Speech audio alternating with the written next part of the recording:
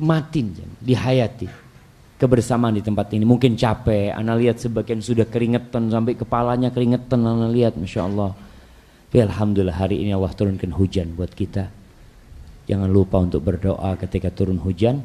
Allahumma sayyiban nafi'an. Ya Allah, jadikan hujan yang bermanfaat, karena ada beberapa negeri yang Allah turunkan hujan kepada mereka dan negeri itu hilang dari muka bumi ini. Hujan itu jadi azab buat mereka. Baik, kita lanjutkan kajian kita berkaitan dengan kitab Adabul Mufrad. Kita sampai ke bab 285. Nah, bab man ta'awwada billahi minal kasal. Tafadhal. Assalamualaikum. Bismillahirrahmanirrahim. Alhamdulillahirabbil alamin. Allahumma shalli ala Muhammadin wa ala alihi wa sahbihi wa sallim. Allahumma ighfir lana wa li shaykhina wa li walidayhi wa li masyayikhihi wa lil hadirin. قال الإمام أبو عبد الله محمد بن إسماعيل بن إبراهيم بن المغيرة بن البردسبة البخاري رحمه الله تعالى في الأدب المفرد باب من تعوذ بالله من الكسل.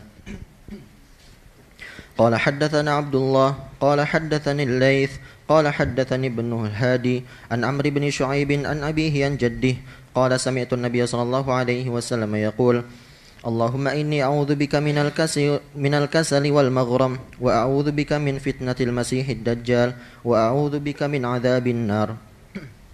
قال حدثنا موسى قال حدثنا حماد قال أخبرنا محمد بن زياد عن أبي هريرة رضي الله عنه عن النبي صلى الله عليه وسلم وعن عطاء بن أبي ميمونة عن أبي رافع عن أبي هريرة رضي الله عنه قال كان النبي صلى الله عليه وسلم يتعوذ بالله من شر المحيا والممات وعذاب القبر وشر فتنة المسيح الدجال.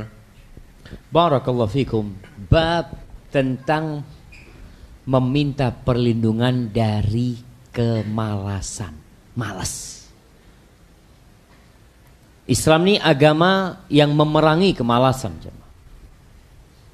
Baik dalam urusan dunia atau dalam urusan agama. Kalau orang malas di dunia, Masya Allah, keluarganya marah sama dia, kamu tuh malas ya, kerjalah sana. Tapi ada kemalasan akhirat yang kadangkala masyarakat tidak peduli. Nih fulan gak pernah menginjakkan kakinya ke masjid. Itu bukti dia malas. Dia bisa berlari di lapangan, dia bisa main bola semangat, kerja jam 7 sudah sampai tempat kerjanya. Masya Allah alaih. Ada orang-orang yang begitu konsisten dengan urusan dunia dan mungkin dia mendapatkan Nobel atas semangat dia bekerja, tapi dalam urusan akhirat malas. Nanti di hadis-hadis yang lainnya kita akan membahas Nabi itu alaihi salatu wasallam berlindung dari kemalasan dan kelemahan. Minal ajzi wal kasal. Ajiz itu tidak punya kemampuan. Kasal itu tidak punya kemauan. Kita berlindung dari dua-duanya. Ada orang yang punya kemampuan tapi nggak mampu dia. Karena kondisi fisiknya umpamanya. Maka seorang mukmin nggak boleh malas. Baik dalam urusan dunia, Umar bin Khattab radhiyallahu taala anhu mengatakan, "Innila akrah an ara syaba sabahlalan." Usyaban sabahlalan. Aku benci sekali kalau melihat pemuda itu yang nggak punya aktivitas. La fi amali dunia wala fi amali akhirat. Enggak ngerjakan urusan dunia, enggak pula ngerjakan urusan akhirat. Dalam keadaan sedang nganggur, enggak ngapa-ngapain. Allah perkenankan doa. Duduk, nongkrong. Jadi di mana dalil ngobrol. Di sini disebutkan ketika nanti jalan-jalan sana. Apa manfaat permohonan kalian itu? Maka di sini Rasul sallallahu alaihi wasallam mengajarkan kepada kita agar kita berlindung dari kemalasan. Ada orang yang malas untuk datang kajian. Malas Ustaz. Di sini Imam Bukhari mengatakan telah mengajarkan kepada kami Abdullah, dia berkata telah mengajarkan kepadaku Al-Layth, dia berkata telah mengajarkan kepadaku Ibn Had dari Amr bin Shu'aib dari ayahnya dari kakeknya. Dia mengatakan, sami'tun nabiyya sallallahu alaihi wasallam. Aku mendengar Rasulullah sallallahu alaihi wasallam, yani Abdullah bin Amr bin As. Nabi bersabda, Nabi berkata, Allahumma. Nabi berdoa jemaah. Minta sama Allah. Inni a'udzubika, ya Allah aku berlindung kepadamu. Jemaah rahimakumullah. Antum tahu mobil yang safety-nya lebih sempurna biasanya lebih mahal dari mobil yang ya safety-nya cuma mungkin ada airbag di tempat supir. Tapi ada yang aman semua. Terlindungi antum kalau naik mobil itu tabrakan aman, selamat. Ada perlindungan di sana diberikan. Kita ini perlu minta perlindungan sama Allah Azza wa Jalla. Kenapa kita hidup di negeri terkutuk? Darud dunya mal'una. Negeri ini terkutuk jemaah. Dunia ini terkutuk kata Nabi alaihi salatu wassalam. Sehingga kita perlu jaga-jaga diri. Dan kita tahu kita makhluk yang lemah. Tanpa pertolongan Allah Azza wa Jalla gak mampu kita. Kadangkala penyakitnya bukan dari luar, penyakitnya di diri kita sendiri. Maka Nabi SAW mengatakan, ya Allah, aku berlindung kepadamu dari kasal, dari kemalasan. Bukan hanya urusan dunia, tapi juga urusan akhirat. Dan itu yang lebih penting. Itu lebih penting jemaah. Antum kalau datang ke pasar Pakem sini, datang coba ke sana jam 3. Rame apa enggak jemaah? Wallah rame, orang keluar masuk. Kadangkala ana melihat ada bapak-bapak tua, kadangkala ibu yang sudah sepuh bawa apa? Bawa nyuwun sesuatu. Ana lihat, ya Allah, kapan sholatnya ibu ini?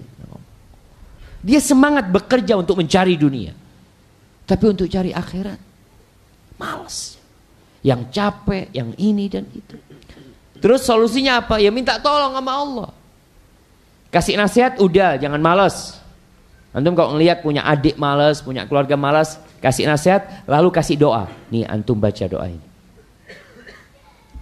Karena yang bisa bantu antum itu cuma Allah SWT.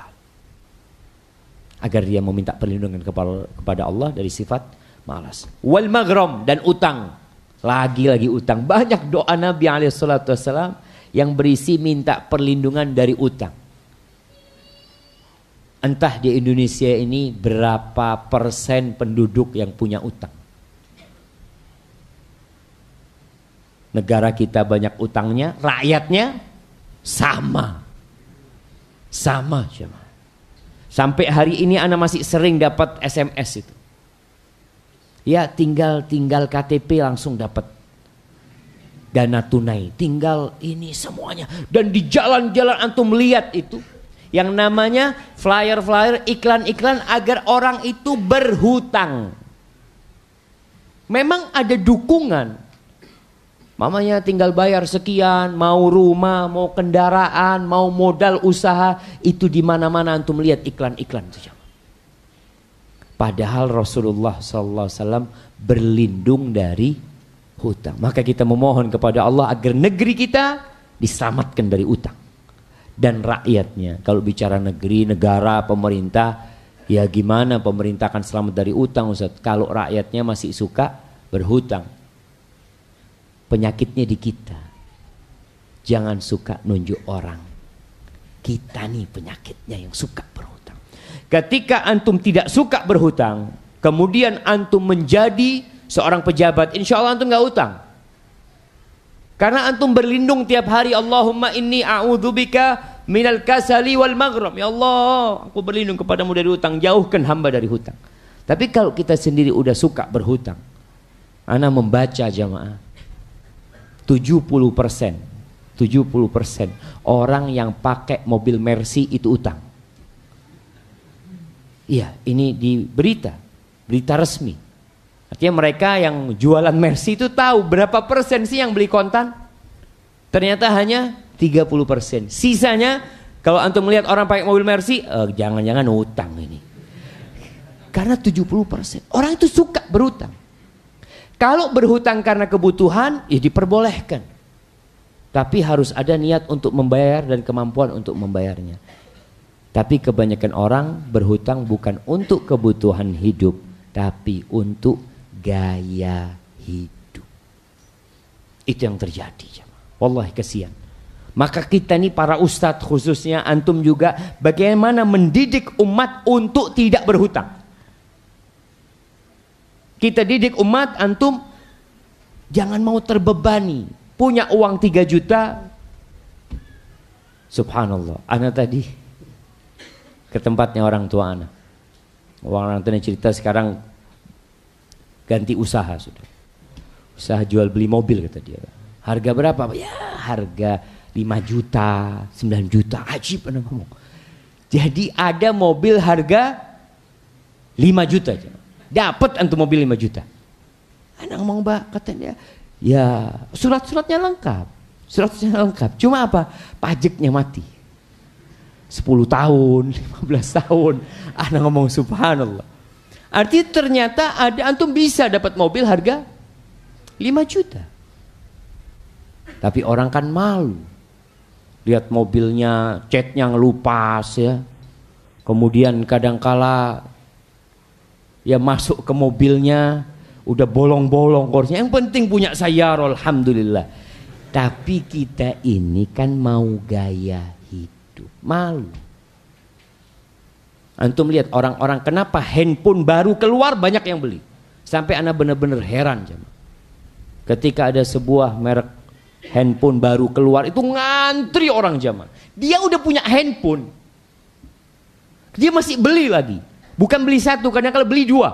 Anak mau buat apa? Oh ternyata memang ad-dunya mal'una. Dunia ini terlaknat. Terus gimana caranya untuk menghadapi itu semua? Doa.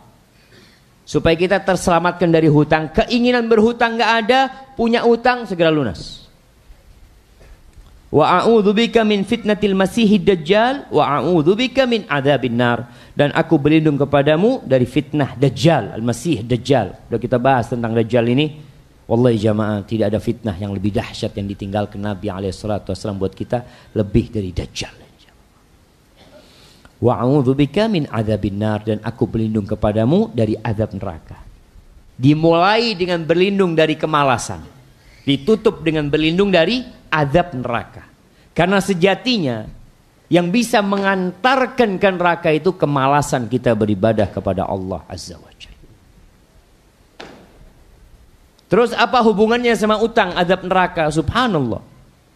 Utang ini kata Nabi sallallahu alaihi wasallam, "Lau anna ar-rajula qutila syahidan qutila fi sabilillah." Kalau ada orang yang terbunuh di jalan Allah, kemudian dihidupkan, kemudian berperang lagi, mati di jalan Allah, kemudian dihidupkan, kemudian berperang lagi di jalan Allah Subhanahu wa taala, mati syahid, punya utang, lama masuk surga.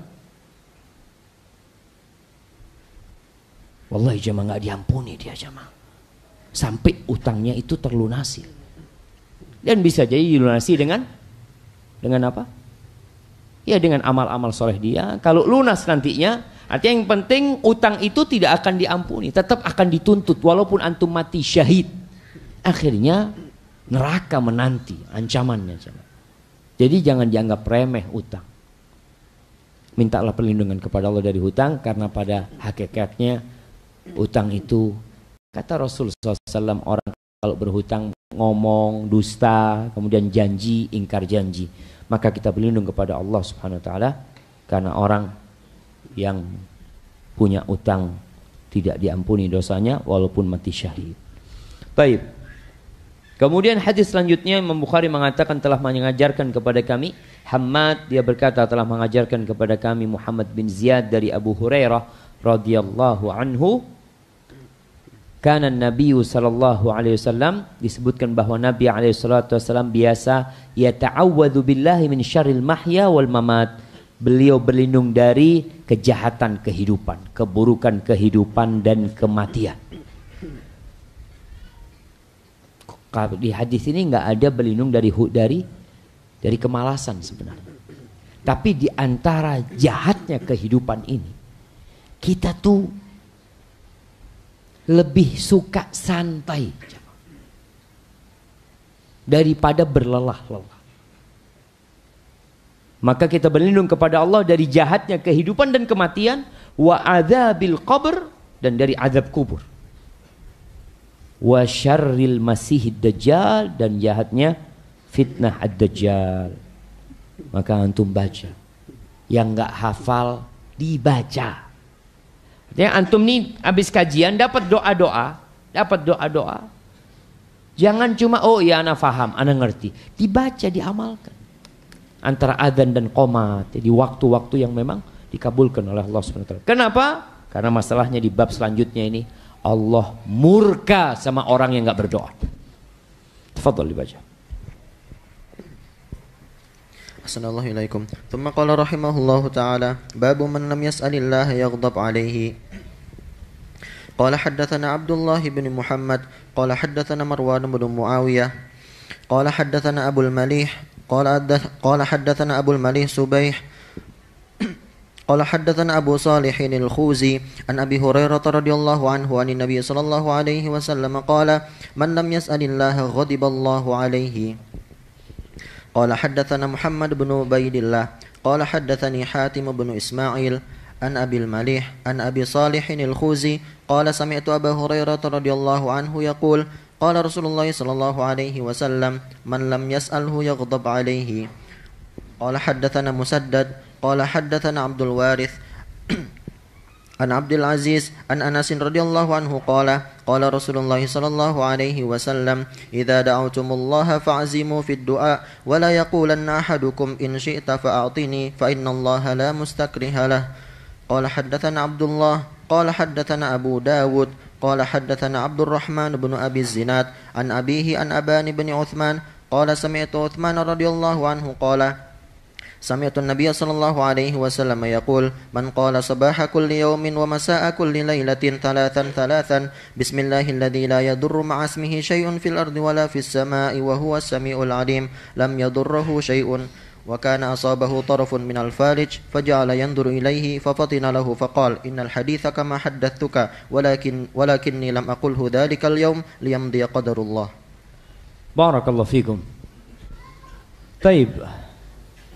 Di sini bab tentang barang siapa yang tidak meminta kepada Allah, Allah murka. Disebutkan dua hadis ini dari Abu Hurairah radhiyallahu anhu.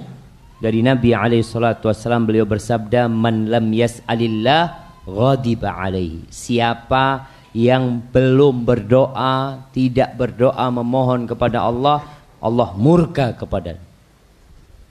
Dan juga hadis selanjutnya, man lam yas'alhu yaghdab alaihi. Barang siapa yang tidak meminta kepadanya, dia akan marah. Allah murka. Kenapa? Karena orang yang tidak berdoa itu menunjukkan kesombongan dia.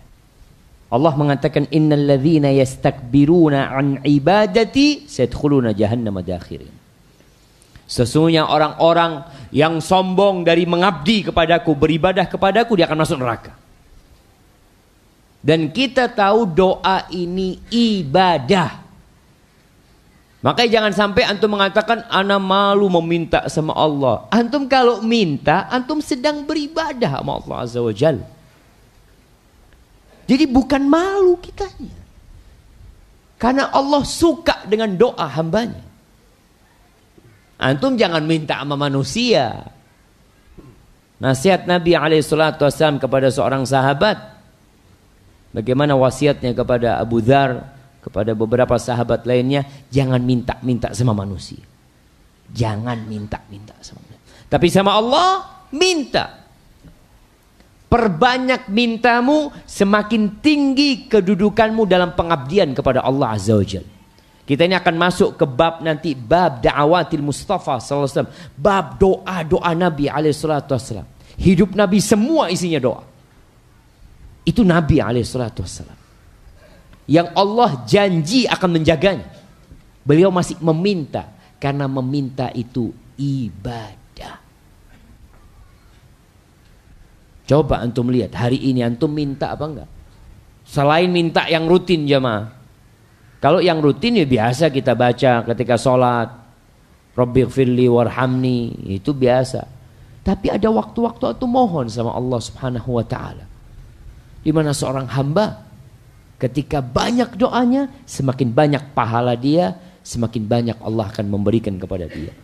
Maka intinya dalam bab ini antum harus banyak-banyak berdoa. Ketika punya masalah, jangan curhat sama siapa-siapa. Kita kadangkala lebih sering curhat sama manusia daripada sama Allah. Padahal manusia itu juga punya masalah. Setelah antum curhat sama dia, antum sudah, ana mau curhat juga ya kata dia. Sama-sama punya masalah. Cuma kelihatannya tegar. Sebagian orang yang antum lihat kelihatan tegar. Tapi semua punya masalah jemaah dalam kehidupan ini. Siapa yang bisa membantu? Al-Wahidul Ahadus Samad. Allah yang Esa. Dia bisa bantu kita dalam masalah apa saja. Maka perbanyak doa antum. Kemudian di hadis yang selanjutnya, hadis Anas bin Malik radhiyallahu anhu, ini sudah pernah kita bahas, di mana Rasulullah sallallahu alaihi wasallam mengatakan, "Idza da'autumullah fa'zimu fid du'a." Kalau kalian meminta kepada Allah. Sama nih, ini anjuran agar kita sungguh-sungguh dalam meminta. Kalau kalian berdoa memohon kepada Allah, maka sungguh-sungguhlah dalam doa kalian. Ada ilhah, ada sedikit memaksa. Memaksa itu terus minta. Hari ini belum dikasih, besok minta lagi, lusa minta lagi. Antum sudah doa berapa tahun? 5 tahun. Jangan berhenti berdoa. Kenapa? Kata Nabi SAW, "Wala yakulanna ahadukum in syi'ta fa'atini." Jangan sampai ada yang berdoa mengatakan, "Ya Allah, kalau Engkau berkehendak kasih aku ya Allah. Kalau enggak ya enggak apa-apa." Enggak boleh kayak gitu. Sungguh-sungguh berdoa. Fa innallaha la mustakriha lahu. Allah enggak ada yang maksa. Tugas antum minta. Subhanallah, Rasul sallallahu alaihi wasallam ketika perang Badar, bayangin gimana doa Nabi alaihi salatu wasallam. Beliau angkat tangan sampai selendangnya jatuh berulang kali. Dan Abu Bakar ngangkat tuh selendang Nabi alaihi salatu wasallam. Nabi alaihi salatu wasallam mengatakan, "Allahumma anjiz wa'daka alladhi wa'adtani. Allahumma anjiz wa'daka alladhi wa'adtani." Ya Allah, tepati janjimu kepadaku ya Allah. Seperti itu Nabi berdoa. Tepati janjimu kepadaku ya Allah. Allahumma intuhlaka hadhil isabah. Ya Allah, kalau sahabat-sahabatku ini binasa mati, engkau gak akan disembah lagi di bumi ini ya Allah. Sampai seperti itu Nabi berdoa. Karena Nabi tahu Allah senang sama doa hambanya. Allah ridho dengan permohonan hambanya. Cuma kita tuh doa malas, ibadah malas. Doa yang minta jamaah dan Allah janji akan kasih. Ud'uni astajib lakum. Minta sama aku pasti aku kabulkan. Kita masih nggak doa. Masih terhitung doa kita berapa kali kita doa. Hari ini berapa kali antum punya permohonan sama Allah SWT. Antum baca doa-doa Nabi itu berapa kali antum baca. Kadang-kala lebih banyak ngobrol kita daripada permohonan kita kepada Allah Azza wa Jalla. Maka di sini ditunjukkan bahwasanya jangan sampai antum merasa nggak enak berdoa karena Allah cinta dengan doa antum. Orang tuh kalau minta sama manusia wajar, nggak enak. Bahkan ada yang mengatakan la tas'alanna bunai adama syai'an. Jangan kau minta sama anaknya manusia. Mungkin sekali 2 kali dia ngasih sama antum. 3 kali 4 kali mulai nggak enak wajahnya. Wasallallahu alladzi abwabuhu la tuhjabu. Minta sama Allah, pintu Allah dibuka selalu jemaah 24 jam kali umur hidup antum. Enggak pernah ditutup pintu Allah SWT. Makanya kalau ada orang merasa punya masalah enggak selesai masalahnya, kok kayaknya enggak kembali sama Allah. Ana sudah minta sama Allah Ustaz, tapi kok enggak dikabulkan. Nah, ini masalahnya. Kita udah bahas pada pertemuan sebelumnya bahwasanya nggak boleh orang berdoa tergesa-gesa. Antum mau doa 10 tahun akan terhitung ibadah antum 10 tahun memohon kepada Allah Azza wa Jalla. Ditulis ibadah. Ditulis bagaimana antum perlu sama Allah dan tidak berhenti berdoa. Nggak ada yang maksa Allah SWT jemaah. Nah, kemudian di hadis yang selanjutnya, di sini Imam Bukhari mengatakan telah mengajarkan kepada kami Abu Dawud Abdullah, dia berkata telah mengajarkan kepada kami Abu Dawud At-Tayalisi rahimahullahu taala dia berkata telah mengajarkan kepada kami Abdurrahman bin Abi Zinad dari ayahnya dari Aban bin Uthman. Qala sami'tu Uthman qala sami'tu an-nabiyya sallallahu alaihi wasallam yaqul man qala sabaha kulli yaumin. Ini hadis dari Uthman bin Affan, sahabat Nabi radhiyallahu taala anhu. Dia mengatakan, ini riwayat anak dari ayahnya, bahwa Nabi SAW mengatakan, barang siapa yang berkata sabah kulli yaumin, setiap pagi hari, wa masa kulli lailatin, dan setiap sore hari, thalathan, bacanya 3 kali. Dia baca doa bismillahilladzi la yadurru ma'asmihi syai'un fil ardi wala fis sama' wa huwas samiul alim lam yadurruhu syai'. Barang siapa yang baca doa ini, bismillahilladzi la yadurru ma'asmihi syai'un fil ardi wala fis sama' wa huwas samiul alim, yang artinya dengan nama Allah. Subhanallah jemaah, dengan nama Allah. Antum mulai segala aktivitas antum dengan nama Allah Azza wa Jalla. Siapa Allah itu jemaah? Banyak orang-orang yang belum mengagungkan Allah semestinya. Wa ma qadarullaha haqqa qadri. Kita itu diperintahkan untuk mengagungkan Allah. Salah satu bentuk mengagungkan Allah di setiap kegiatan kita, aktivitas kita, ada nama Allah yang kita sebutkan di sana. Kalau kita mengatakan bismillah dengan nama Allah, alladzi la yadurru ma'asmihi, yang dengan namanya tidak akan membahayakan sesuatu apapun fil ardi wala fis sama. Tidak ada sesuatu apapun yang akan membahayakan antum, tidak di bumi, tidak di langit. Wa huwas samiul alim, dan dia Allah Maha mendengar dan Maha mengetahui. Kalau dia baca itu, ingat pagi dan sore dia membaca itu, insyaallah dia tidak akan terkena bahaya. 3 kali. Pagi hari membacanya sebelum matahari terbit, sore hari membacanya sebelum matahari tenggelam. Wa kana asabahu falid. Subhanallah, perawi hadis ini itu terkena kayak sedikit stroke. Asabahu tarafun minal falij, ada bagian ya tangannya, jari-jarinya mungkin yang kena stroke. Faja'ala yanzuru ilaihi.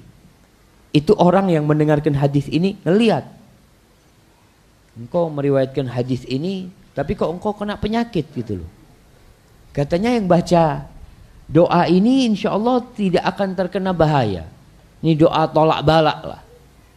Tapi dilihat yang meriwayatkan hadis kena penyakit itu. Akhirnya dia tahu orang ini meragukan. Maka dia mengatakan, innal hadis kama haddatsuka. Hadis itu sahih seperti yang aku sampaikan kepadamu. Walakinni lam aqulhu dzalikal yaum. Tapi pada hari itu aku tidak membacanya. Liyamdiya qadarullah, agar takdir Allah Azza wa Jalla itu menimpa diriku. Sudah. Kalau sudah takdir Allah, kita nggak bisa berbuat apa. Namun tugas kita adalah berdoa. Karena ada manusia-manusia kalau udah bicara takdir, Ustaz, jadi semuanya udah ditakdirin, Ustaz. Berarti nggak perlu beramal kita, Ustaz. Kata Nabi SAW, i'malu fakullun muyassarun lima khuliqalahu. Tugas kalian ngapain? Beramal. Semua akan dimudahkan sesuai dengan catatan dia. Oleh jamaah, la yanfa'u hadarun min qadar. Hati-hati itu, ya kalau sudah takdirnya nggak bisa berbuat apa-apa kita jangan. Antum kadang-kala ada orang lagi duduk di warung minum kopi, ditabrak jamaah. Antum mau ngomong apa? Ya Allah, ana duduk di warung Ustaz ditabrak. Kalau orang di jalan mungkin ketabrak. Nih duduk di warung, tahu-tahu mobilnya, motornya masuk ke warung. Maka di sini seorang mukmin harus beriman dengan takdir Allah Azza wa Jalla. Antum laksanakan perintah Allah, jauhi larangannya, bersabar ketika takdir Allah itu menimpa antum. Dan bicara doa jamaah, kadangkala orang itu membaca sesuatu tapi hatinya tidak hadir di sana, sehingga khasiat doa ini nggak dia dapat. Antum kadangkala adalah makanan-makanan, oh makanan ini bagus untuk kesehatan, tapi ada syaratnya, ada pantangannya. Tapi antum jangan makan ini. Kalau antum makan ini nggak ada gunanya akhirnya. Begitu pula dengan doa-doa yang kita pelajari, yang khasiatnya jelas. Kemudian antum merasa, ana baca itu Ustaz, tapi kok ana ketabrak paginya Ustaz ya. Gimana coba? Tadi yang kita bicarakan. Kalau antum lupa jelas, tapi kalau ana membaca bisa jadi bacaan itu tidak hadir hati antum di sana.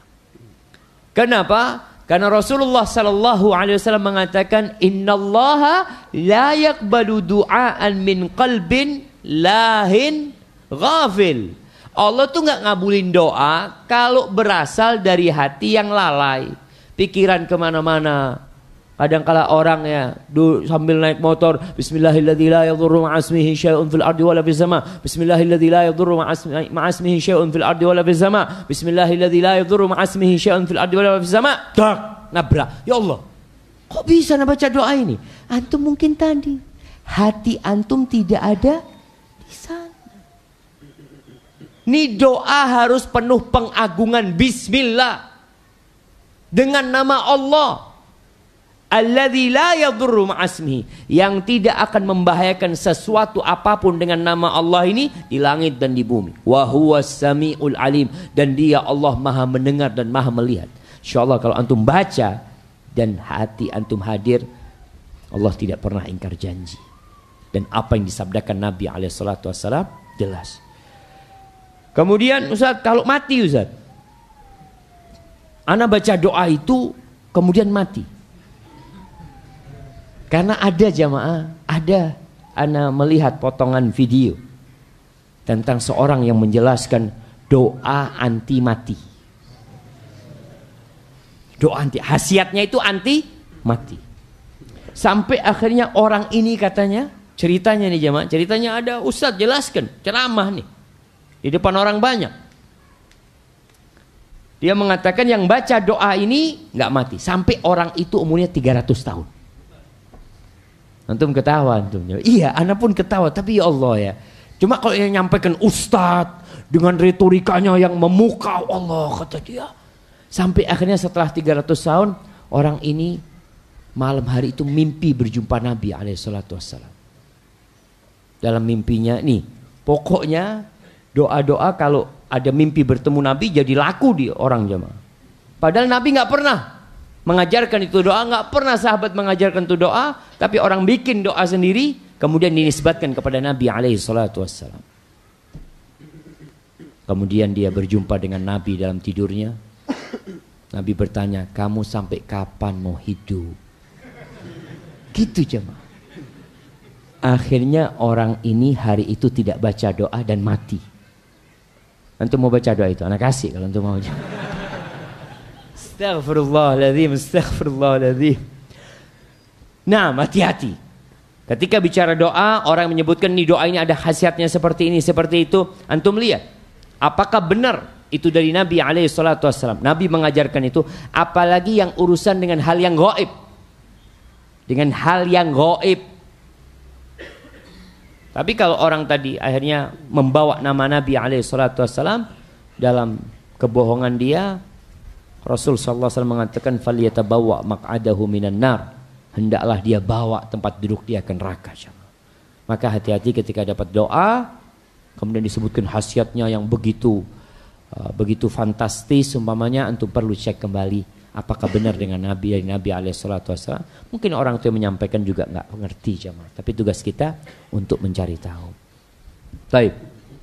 Fadhal. أحسن الله إليكم. ثم قال رحمه الله تعالى: باب الدعاء عند الصف في سبيل الله. قال حدثنا إسماعيل قال حدثني مالك عن أبي حازم عن سهل بن سعد الساعدي رضي الله عنه قال: ساعتان تفتح لهما أبواب السماء وقال داع ترد عليه دعوته حين يحضر النداء والصف في سبيل الله عز وجل. بارك الله فيكم. نعم. Di sini bab tentang berdoa ketika terjadi peperangan dalam shaf mujahidin. Itu termasuk yang dikabulkan oleh Allah Subhanahu wa taala. Di sini Imam Bukhari mengatakan telah mengajarkan kepada kami Ismail, dia berkata telah mengajarkan kepada kami Malik dari Abi Hazim dari Sahal bin Sa'ad As-Sa'idi. Qala sa'atani tuftah lahuma abwabus sama. Ada dua waktu di mana di dua waktu itu dibuka pintu-pintu langit. Jamaah, ini cerita sahabat. Mauquf hadisnya. Tapi hukum hadis ini marfu. Karena berbicara tentang sesuatu yang gaib. Gak mungkin sahabat berijtihad, bikin-bikin tentang sesuatu yang gaib. Dia mengatakan ada dua saat, dua waktu dibukanya untuknya pintu-pintu langit. Artinya doa mustajab ketika itu. Wa qalla da'in turaddu alaihi da'watuhu. Dan sedikit dari orang yang berdoa kemudian doanya tidak dikabulkan. Loh, kok masih ada yang tidak dikabulkan, Ustaz? Padahal katanya yang berdoa pasti dikabulkan. Nah, kita sampaikan beberapa waktu yang lalu ada syarat-syarat doa yang harus dipenuhi. Ketika permohonan itu ditolak berarti ada syaratnya yang tidak lengkap. Sebagaimana orang yang ngajukan proposal lamaran untuk kerja atau apa dibalikin. Padahal sebenarnya semua lamaran diterima. Tapi punya antum ditolak. Belum ada fotonya umpamanya. Belum ada KTP-nya. Seperti itulah orang yang ditolak. Karena ada syarat yang tidak lengkap. Hina yahdurun nida wassaf fi sabilillah. Subhanallah. Ketika dipanggil jemaah. Ada panggilan untuk berjihad di jalan Allah Azza wa Jalla. Dan ketika orang itu berada di shaf. Karena kadangkala di masa Rasul sallallahu alaihi wasallam ya, ketika ada panggilan untuk berjihad, itu ada yang mengatakan ya khailallah irkabi. Wahai kuda-kuda Allah, ayo saatnya untuk berangkat berjuang di jalan Allah Azza wa Jal, dan tentunya berjihad di jalan Allah yang sesuai dengan syariat. Karena ada orang-orang yang berpendapat ini jihad, seperti yang ngebom sana ngebom sini dengan dalih kita diperintahkan untuk menegakkan agama Allah Azza wa Jal. Allah berfirman, fa idza laqitumul ladzina kafaru fadharbar riqab. Kalau kalian berjumpa dengan orang kafir, tebas lehernya. Akhirnya dia memahami itu dengan tidak benar sehingga terjadi kesalahpahaman dalam memahami jihad fi sabilillah. Baik, silakan kita masuk ke doa-doa Nabi SAW. Fadl, kita baca satu hadis atau dua hadis, karena hadis yang pertama dhaif. Silakan. Assalamualaikum. Thumma qala rahimahullahu ta'ala babu da'wati Nabi sallallahu alaihi wasallam. قال حدثنا عمرو بن خالد قال حدثني الليث عن يحيى بن سعيد عن محمد بن يحيى بن حبان عن لؤلؤة عن أبي سرمة قال كان رسول الله صلى الله عليه وسلم يقول اللهم إني أسألك غنايا وغنى مولاي.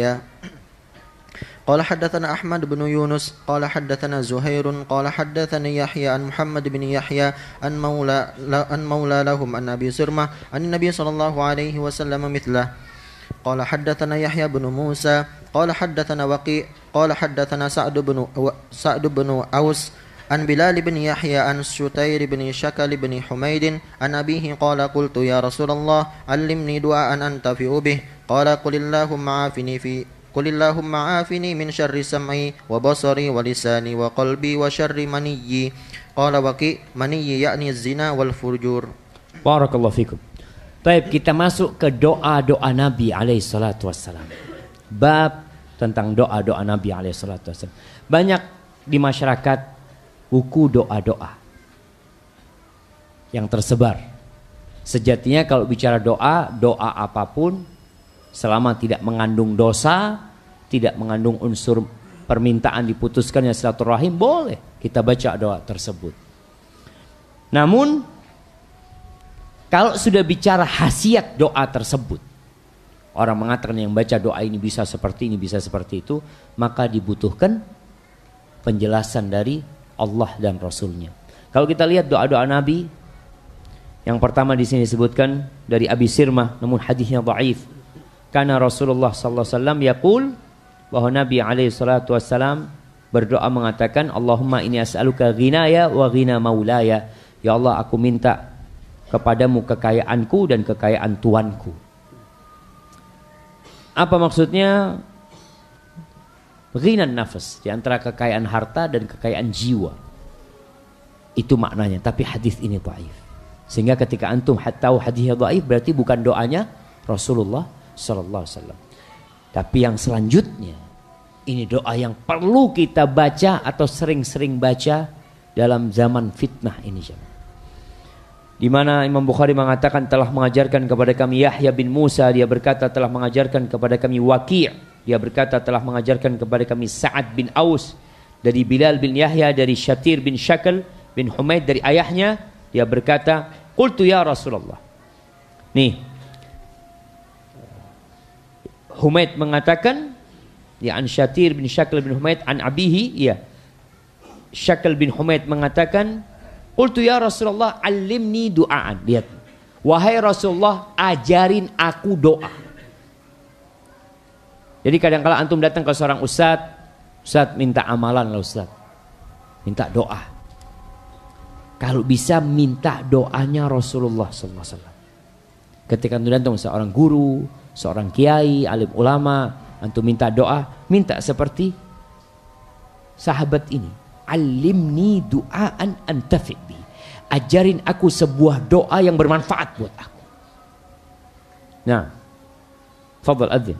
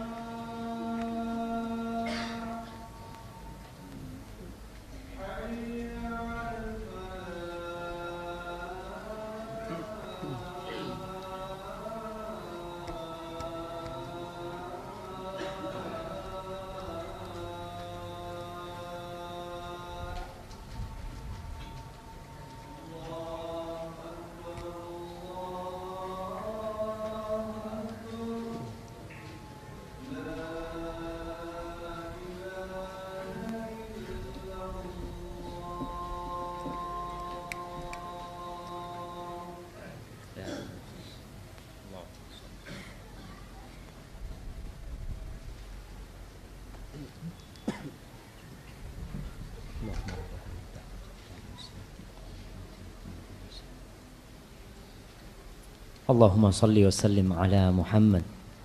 Jamaah, doa Nabi ini kayaknya kita tangguhkan ke pertemuan yang akan datang. Berkaitan doa yang diajarkan kepada Syakil bin Humaid. Doanya mengatakan, Allahumma afini min syarri sam'i wa basari wa lisani wa qalbi wa syarri mani. Ya Allah, selamatkan aku dari kejahatan pendengaranku, penglihatanku, lisanku, hatiku, dan kejahatan maniku. Ini yang tadi saya sampaikan, kita sangat perlu dengan doa ini di masa yang penuh fitnah, di mana banyak perzinaan, ya seks bebas yang begitu semaraknya, alat-alat kontrasepsi yang banyak di mana-mana sehingga membuat orang berzina dan tidak takut penyakit lagi sekarang. Dia tidak takut penyakit dan tidak takut azab Allah Azza wa Jalla.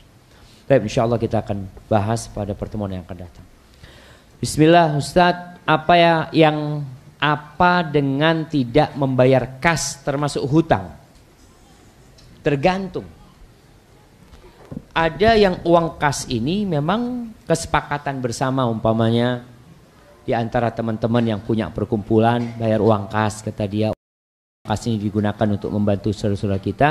Ketika ada kesepakatan, kata para ulama menjelaskan umat Islam itu, orang beriman itu ala syurutihim, ikut persyaratan mereka. Jadi utang antum ketika gak bayar, kecuali memang sukarela. Uang kasnya sukarela, yang mau bayar fadol 10.000, 20.000, 30.000, tapi paling sedikit 10.000 mamanya.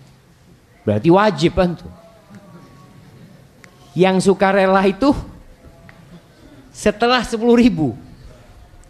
Jadi jangan sampai kita punya tanggungan dalam kehidupan ini, jamaah. Assalamualaikum Ustaz, bagaimana pendapat Ustaz tentang orang tua saya yang sudah lama tidak menjalin silaturahmi dengan paman dan bibi saya dikarenakan dulu ada masalah. Bagaimana seorang anak mendamaikan orang tua saya dengan paman dan bibi saya? Jazakallahu khairan Ustaz. Wallahi jamaah, semua punya masalah tadi yang saya sampaikan. Berdoalah memohon kepada Allah Azza wa Jalla. Di antara doa Nabi SAW, Allahumma aslih dzata bainina wa alif baina qulubina. Ya Allah, perbaiki hubungan di antara kami, ya Allah. Aslih dzata bainina wa alif baina qulubina, dan satukan di antara hati kami, ya Allah. Maka antum baca doa itu perbanyak. Yang kedua, antum berusaha untuk tetap menjaga hubungan sama paman dan bibi antum. Antum datang ke sana mengatakan, paman, bibi, ayah kirim salam, padahal ayahnya nggak kirim salam. Ini termasuk bohong yang diperbolehkan.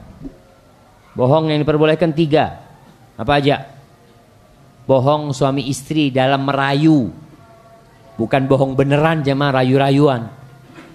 Ada orang habis dari rumah istri muda ditanya, dari mana mas? Kajian Ustaz Syafiq. Padahal dari rumah istri muda dia. Bukan itu ya bohong yang diperbolehkan. Jadi bohong dalam artian, ya dia mengatakan aku sayang sama kamu, nggak ada perempuan yang lebih aku cintai dari kamu, padahal dia baru melamar akhwat. Tapi ngomong-ngomong kayak gitu, seperti itu jemaah. Jadi itu yang diperbolehkan. Yang kedua, bohong dalam peperangan. Yang ketiga, bohong dalam memperbaiki 2 orang yang sedang bertikai dengan mendamaikan. Antum datang ke tempat bibi antum bawa kue, paman kiriman dari ayah, gitu, seperti itu. Antum dari rumahnya paman beli juga, bawa ke rumah ayah, paman kirim salam, seperti ini. Mulai hubungan itu diperbaikin dengan cara seperti itu, sambil berdoa semoga Allah memperbaiki. Dan kita perlu ngomong tentang bahaya memutuskan silaturahim. Kalau mengatakan, oh dia pernah nyakitin aku, iya ayah, semua akan dihisap pada hari kiamat nantinya. Tapi bagaimana kita menjaga, karena orang yang memutuskan silaturahim itu nggak masuk surga. Kita berharap masuk surga, doa tiap hari minta rahmat Allah, kemudian kita memutuskan silaturahim. Dan Nabi SAW mengatakan, la yadkhulul jannah qati', nggak akan masuk surga orang yang memutuskan rahimnya. Hadza wallahu a'lam bissawab. Afwan Ustadz mau tanya, ana fans sepak bola klub MU yang logonya setan merah. Yang ingin saya tanyakan, ana dulu selalu membeli jersinya yang ada logo klub setan merahnya. Terus jersey yang terlanjur ana beli, apa boleh dipakai atau gimana Ustaz? Subhanallah, antum lihat jemaah, ketika orang cinta dengan sesuatu, dia akan mengorbankan apa yang dia milikin untuk. Ana sampai sekarang nggak tahu ya, kalau dia pakai bajunya klub itu, kira-kira setannya masuk ke dia, sehingga dia main bolanya itu seperti setan merah gitu, momen seperti itu jemaah. Wallahu a'lam. Jadi yang pertama, kalau bicara dengan logo tersebut harus dihilangkan. Kita itu disuruh berlindung dari setan. Antum pakai setan. Iya, artinya kita itu disuruh berlindung. A'udzubillahi minasyaitonir rajim. Tahu-tahu bajunya ada di dada antum. Antum pakai sholat lagi. Na'udzubillahi min dzalik jamaah. Kita itu nggak boleh menyerupai setan. Rasul sallallahu alaihi wasallam itu kalau ada logo-logo yang bentuknya salib di rumah Nabi SAW, itu beliau rusak logo tersebut. Karena dulu banyak pakaian-pakaian dari Syam, kain-kain dari Syam, yang Syam notabene-nya Nasrani, Romawi pada waktu itu. Sehingga kalau ada sesuatu yang model-model salib, beliau hilangkan sallallahu alaihi wasallam. Pernah Aisyah radhiyallahu taala anha lagi tawaf atau lagi sa'i kalau nggak salah, lagi sa'i, ngelihat ada perempuan pakai baju ada logo salibnya. Logo palang di baju dia. Maka kata Aisyah radhiyallahu ta'ala, dipanggil. Diceritakan bahwa Nabi SAW tidaklah mendapatkan model-model seperti ini kecuali beliau akan merusaknya. Maka tugas antum merusak tadi logo tersebut, dihilangkan logonya. Kemudian bajunya, kalau bajunya memang nggak ada masalah silahkan dipakai. Tapi kalau nanti antum pakai baju itu setannya masuk, jangan. Antum jangan pakai. Terus terang ada orang yang memang terinspirasi ya. Ketika dia pakai baju itu kemudian seperti pemainnya fulan. Padahal kita disuruh mencontoh yang baik, yang muslim, yang taat sama Allah. Jangan menjadikan orang-orang kafir itu menjadi idola antum. Barakallahu fikum. Insya Allah 2 tahun lagi saya akan menikah. Ini baru 2 tahun ya mas. Namun calon istri saya meminta izin kepada saya untuk melanjutkan pendidikan S2 di Jerman nanti. Sedangkan saya sendiri masih tolib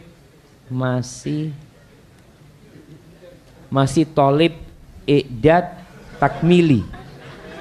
Berikan saya nasihat dan bolehkah seorang suami melepas istrinya LDR? Apa LDR? Apa? Oh, hubungan jarak untuk melanjutkan pendidikan. Ya Allah jamaah. Yang pertama, antum pelajarin apa hukumnya orang pergi ke negeri orang-orang kafir. Antum pelajari itu dulu. Bukan yang ditanyakan itu tentang hubungan jarak jauhnya. Apa hukumnya? Antum lihat para ulama menjelaskan kapan diperbolehkan dan kapan tidak diperbolehkan. Kalau bicara menuntut ilmu, bolehkah seorang muslim menuntut ilmu di negeri kafir? Lihat kondisinya. Kalau ilmu itu tidak ada di negerinya, maka dia boleh ke sana. Dengan catatan, memang ilmu itu diperlukan oleh umat yang punya mereka. Mau nggak mau itu harus berangkat. Dengan syarat, antum bisa menjaga diri. Karena jangan sampai berangkat ke sana, kemudian bukan ilmu yang didapat, tapi budaya mereka yang antum bawa ke negeri ini, dan iman yang antum korbankan. Ana ingat cerita seorang syekh dulu ya, atau ana membaca, ana lupa, tentang Jepang ketika mengirim orang-orang ke Amerika untuk belajar. Itu orang-orang Jepang pulang dibunuh semuanya. Karena yang dibawa bukan ilmu, budaya barat yang dibawa ke Jepang. Padahal Jepang sangat menjaga dengan budaya mereka. Yang diinginkan kamu belajar ke sana bawa ilmunya, teknologinya dibawa ke tempat ini, bukan bawa budayanya. Semua negeri punya budaya, ada apa mengadopsi budaya mereka. Itu ana dengar atau membaca, wallahu a'lam bishawab. Tapi yang jelas ternyata orang belajar ke negeri asing itu ada pengaruh di diri dia. Maka para ulama mensyaratkan kalau memang ilmu itu tidak ada di negerinya dan dibutuhkan oleh umat, kau belajar di sana dengan catatan kau tidak terpengaruh dan terwarnai dengan budaya, apalagi akidahnya rusak. Maka apa yang didapat? Engkau dapat ilmu, tapi imanmu telah lepas di sana. Hadza wallahu a'lam bissawab. Nah, assalamualaikum Ustaz. Waalaikumsalam. Dulu saya sempat mempunyai rencana untuk menikah tahun depan. Dulu menikah tahun depan. Namun beberapa hari yang lalu saya membatalkan rencana tersebut. Dikarenakan ada sedikit konflik dengan keluarga calon istri. Dan ada beberapa hal yang saya benci dari keluarga fulana. Meskipun saya ingin menikahi fulana, tapi saya takut hubungan saya dan istri saya terganggu oleh mertua saya sendiri nanti. Berikan nasihat Ustaz. Ya nggak usah nikah antum udah. Cari yang lainnya. Kalau memang takut jadi masalah. Kalau takut jadi masalah. Tapi begini jamaah. Kita tahu kriteria dalam agama kita untuk memilih pasangan hidup. Yang pertama, kalau perempuan itu yang akhlak dan agamanya mulia, selesai. Tapi ada faktor keluarga juga yang perlu dipertimbangkan. Kalau ternyata antum menikah, namun akan terjadi konflik antara antum sama mertua, ya lebih baik digagalkan. Ini nasihat ana, tapi antum istikharah, minta pilihan sama Allah Subhanahu wa taala.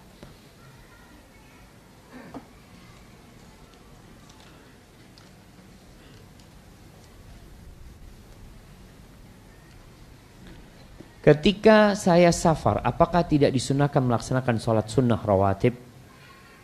Naam jamaah. Jadi musafir itu ada keringanan. Ada keringanan dispensasi. Yang pertama, kalau dia puasa dia boleh berbuka. Kemudian kalau dia sholatnya dikosor, boleh dijamak lagi. Maka keringanan-keringanan ini diberikan untuk menunjukkan betapa indahnya agama Islam ini. Sampai sholat rawatib pun Nabi SAW ketika safar, beliau sholatnya 2 rakaat duhur, asar 2 rakaat, isya 2 rakaat.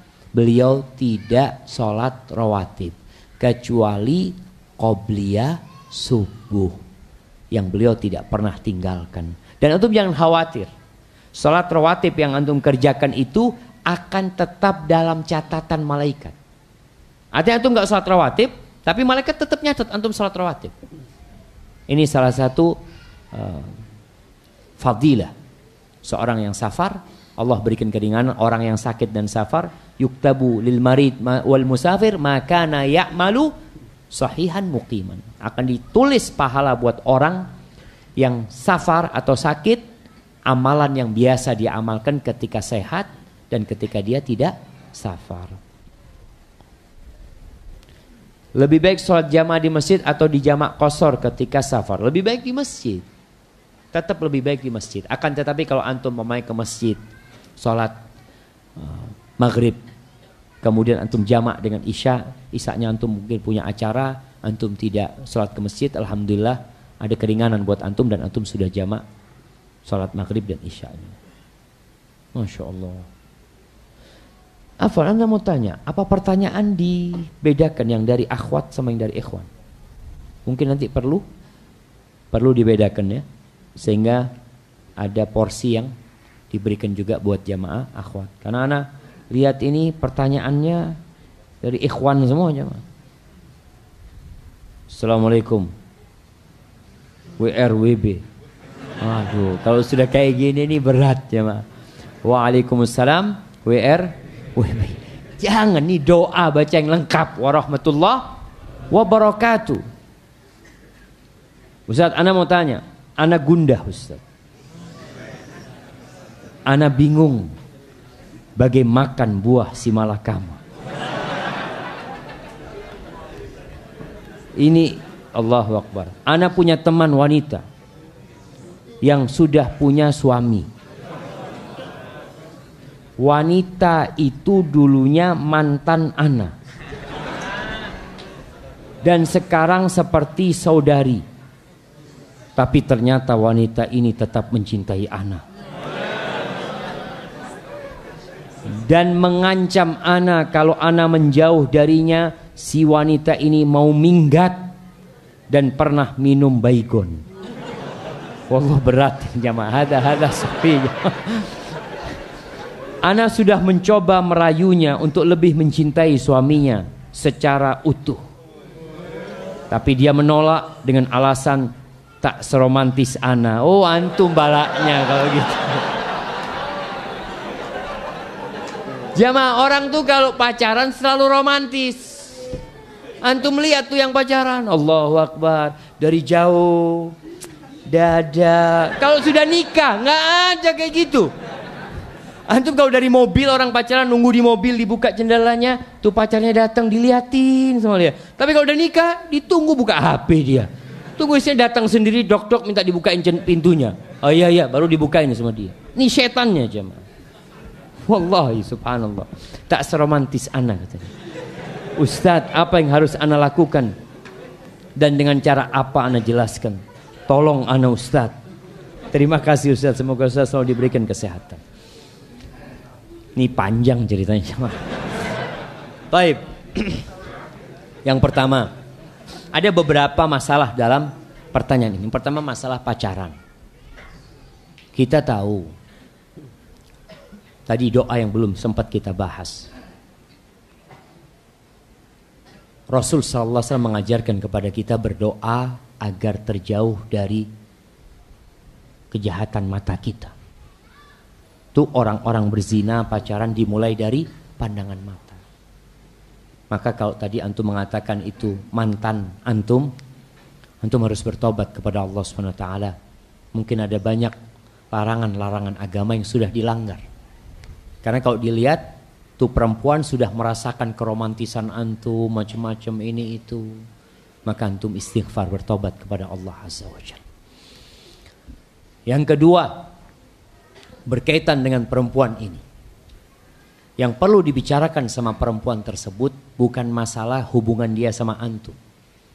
Tapi antum bikin perempuan itu kenal sama Allah Azza wa Jalla. Sehingga takut sama Allah Azza wa Jalla. Soalnya kalau antum cuma ngasih tahu, oh antum harus cintai suami antum utuh, tahu-tahu dia malah minum baygon. Ketika antum menjauh, dia mau minggat dari rumah. Berarti masalahnya di mana? Di iman. Antum perlu mengajarkan kepada dia. Sekarang antum masih dekat sama dia. Antum ajarkan kepada dia, antum jaga batasan-batasan antum. Antum ajarkan kepada dia tentang iman kepada Allah dan hari akhir. Sampaikan kepada dia hakikat kehidupan ini. Wallahi, ada banyak orang yang beranggapan ketika dia bercerai dari suaminya, menikah dengan laki-laki lain, dia berbahagia, ternyata dia berharap balik lagi sama suami. Sampaikan hidup ini ujian dari Allah Subhanahu wa taala. Kemudian ajarkan kepada perempuan ini doa untuk memohon kepada Allah Azza wa Jalla. Intinya iman jemaah, tauhidnya dikuatkan dulu. Yang lainnya insya Allah mudah. Maka antum perlu mengajarkan itu kepada perempuan tersebut dan mengajarkan kepada dia untuk senantiasa meminta pertolongan kepada Allah, sholatnya dijaga, dan antum pun seperti itu, antum menjaga. Apalagi kalau dikatakan perempuan itu masih mencintai antum, ada penyakit namanya isyik, penyakit cinta yang mendalam ini jamaah, ini bahaya memang. Akhirnya seperti Majnun Laila, gila, bisa gila aja. Kalau tadi dia katakan sampai mau minum baygon apa ini semuanya, masalahnya nggak ada iman. Apa yang terjadi dengan Majnun? Bagaimana dia menciumi tembok-tembok rumahnya Laila. Laila ini sudah pindah sama keluarganya jamaah. Dia ciumin tembok-temboknya. Kata orang-orang Majnun, bela diri Majnun. Kata dia, uqabbilu dhal jidara wa dhal jidara. Wa ma hubbul jidari syaghafna qalbi walakin hubbu man sakanad diyar. Aku mencium tembok ini dan tembok itu bukan karena aku cinta sama tembok, tapi karena aku cinta dengan yang pernah tinggal di rumah ini. Gila dia memang, sudah Majnun, tapi nggak mau dikatakan gila. Maka antum kasihani perempuan ini dan antum doakan dia. Antum perlu mungkin ngobrol sama orang tuanya agar menumbuhkan keimanan di diri itu anak ya. Antum juga perlu mungkin ngobrol sama suaminya agar suaminya lebih peduli sama dia, lebih romantis sama dia. Ya berusahalah untuk menumbuhkan cinta dan kasih sayang di rumah tangga itu. Jangan sampai antum merusak rumah tangga orang. Hadza wallahu a'lam bishawab. Itu yang bisa kita kaji pada kesempatan kali ini. Mohon maaf untuk pertanyaan-pertanyaan yang belum sempat dijawab. Cuma ana minta pekan depan dibedakan antara pertanyaan dari akhwat dan ikhwan supaya bisa adil lah jemaah. Hadza wallahu a'lam bishawab. Subhanakallahumma wa bihamdika asyhadu an la ilaha illa anta astaghfiruka wa atubu ilaik. Wassalamualaikum warahmatullahi wabarakatuh.